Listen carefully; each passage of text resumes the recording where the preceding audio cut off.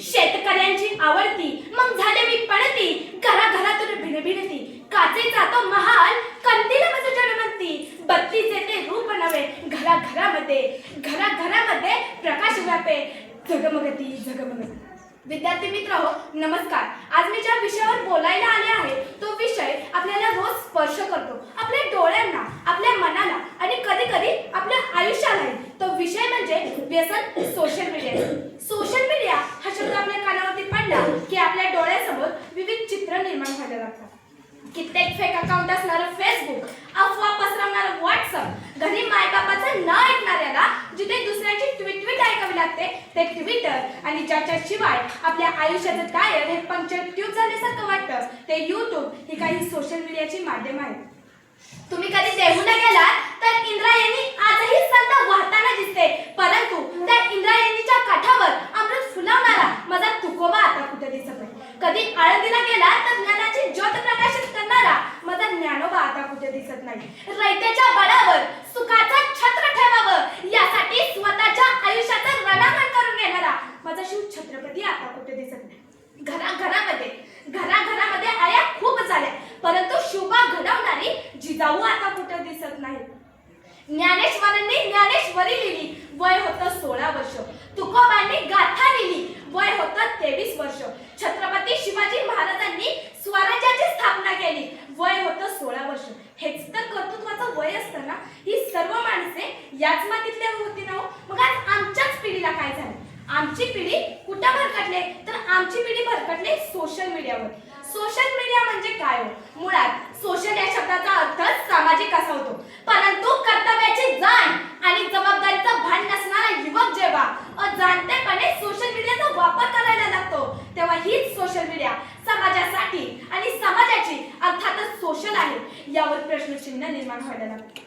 आजच्या पिढीला लागलेलं व्यसन हे सोशल मीडियाचं आहे. व्यसन हे फक्त अंमली पदार्थांचंच नसतं, एखादी वाईट सवय किंवा एखादी कोणतीही सवय जी आपण खूप टोकाला जाऊन करत असतो आणि तरीही सवय ती आपल्याला सोडता येत नसते आणि तिच्यामुळे आपलं खूप नुकसान होत असतं, तेव्हा त्या सवयीचं रूपांतर हे व्यसनातच होतं. व्यसन हे चांगलं आणि वाईट दोन्ही प्रकारचं असतं. चांगली व्यसनही या समाजात होऊन गेली. स्वतःच्या हाडाचं काळं आणि रक्ताचं पाणी करणारे सुखदेव आणि राजगुरू, वयाच्या 23व्या वर्षी हसत फासावर जाणारा सळसळत्या रक्ताचा धगधगता अंगार शहीद आझम भगतसिंग यांनाही व्यसन होतं, पण ते समाजसेवेचं. काही विद्यार्थ्यांना व्यसन असतं अभ्यासाचं, वयाच्या 21व्या वर्षी कलेक्टर होतं. आम्हाला व्यसन कशाचं? सोशल मीडियाचं.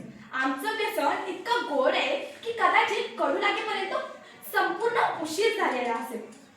मित्रांनो, संत तुकाराम महाराज असं म्हणाले होते की पुत्र व्हावायचा गुंडा ज्याचा तिन्ही लोकी झेंडा. परंतु आजच्या युवकाची अवस्था अशी झाली की पुत्र झाला यायचा गुंडा, त्याचा फक्त आणि फक्त सोशल मीडियावरती झेंडा, आणि स्वतःचा झेंडा सोशल मीडियावरती गिरवणारा आजचा युवक सोशल मीडियावरती इतका गुरफटून जातो की आजचा युवक म्हणतो, आहे तरुण तर घे मजा करून, जाशील मरून तर टाकतील करून. हे आजच्या युवकाचे विचार झाले. परंतु मला असं वाटतं आजच्या युवकाचे विचार असायला हवे. आम्ही आजचे तरुण समाजसेवा करू म्हणून, भ्रष्टाचारच टाकू पुरून, बेरोजगारीच टाकू मारून, गोरगरिबांना सोबत धरून, अन्यायाचा पराभव करू दारून आणि स्वतःला तेव्हाच म्हणू या देशाचे तरुण जेव्हा सोशल मीडियाचा योग्य वापर करून भारत देशाला महासत्ता टाकू करून. हे आजच्या युवकाचे सोशल मीडियावरती खरे विचार असायला हवे.